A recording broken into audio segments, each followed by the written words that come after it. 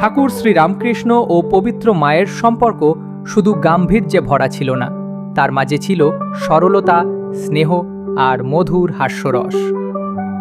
একবার এক মহিলা প্রচণ্ড মানসিক যন্ত্রণায় শান্তির জন্য ঠাকুর শ্রীরামকৃষ্ণের কাছে এসেছিলেন।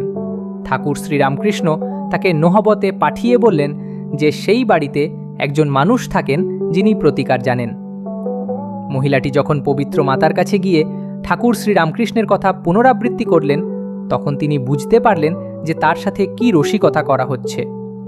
পবিত্র মাতা মহিলাকে ব্যাখ্যা করলেন যে তিনি কিছুই নন এবং ঠাকুর শ্রীরামকৃষ্ণই সব কিছু, এবং তাকে তার কাছে ফিরিয়ে দিলেন। এই কথাটি কয়েকবার পুনরাবৃত্তি করা হয়েছিল। অবশেষে পবিত্র মাতা মহিলাকে পূজায় ব্যবহৃত একটি বিল্বপত্র দিলেন, যা তার জীবনে অলৌকিক প্রভাব ফেলেছিল।